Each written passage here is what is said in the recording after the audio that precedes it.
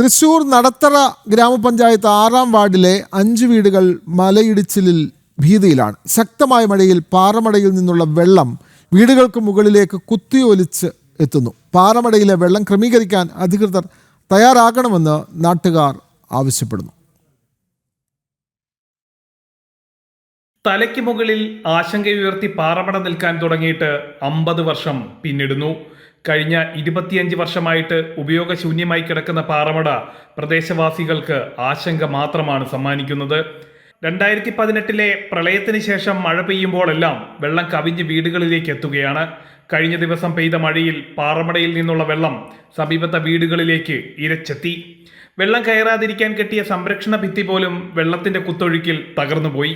പാറമടയിലെ വെള്ളം ക്രമീകരിച്ചു നിർത്താൻ പഞ്ചായത്തിന്റെ ഭാഗത്തു നിന്ന് നടപടി ഉണ്ടാകണമെന്നാണ് ഇവിടുത്തുകാരുടെ ആവശ്യം. പ്രളയം വന്നതിന് ശേഷം നല്ല മഴ പ്രശ്നം തന്നെയാണ്. അതിന് മുന്നേ ഈ വെള്ളം കെട്ടിന്ന് ഈ ഒരു വെള്ളം മാത്രമുള്ള ശല്യം ഉണ്ടാവാറുള്ളൂ. പ്രളയം അതിന് ശേഷം ആ വെള്ളം പൈപ്പ് ഒഴുക്കി വിട്ടതിന് ശേഷം പിന്നെ പെയ്ത്ത് വെള്ളം മാത്രം ഇങ്ങനെ ഇറങ്ങാറുള്ളൂ. ഇത്രയും ശക്തമായ മഴ പെയ്യുമ്പോൾ നമുക്ക് ഒരു രക്ഷയില്ല, വെള്ളം പോകാനൊരു ഇടമില്ല. അപ്പോൾ സ്ഥിരമായിട്ട് അവിടെ ഒരു ഓസ് വെള്ളം ഇട്ട് പോകാവുന്ന രീതിക്ക് ആക്കാണ്ട് ഒരു രക്ഷയില്ല. എല്ലാ കൊല്ലം ഇതുപോലെ ഉണ്ടാവും, വെള്ളശല്യം എല്ലാ കൊല്ലം ഉണ്ടാവും, അത് തീർച്ച. കാരണം മഴ നിറഞ്ഞു കഴിഞ്ഞിട്ടുണ്ടെങ്കിൽ വെള്ളം ഓൾറെഡി പിന്നെ എവിടേക്ക് പോവുക, ഞങ്ങളുടെ വളപ്പുകളിലേക്കൊക്കെ വെള്ളം വരിക. മഴക്കാലമാകുമ്പോൾ പാറമട വലിയ ആശങ്കയാണ് ഉയർത്തുന്നതെന്ന് നാട്ടുകാർ പറയുന്നു.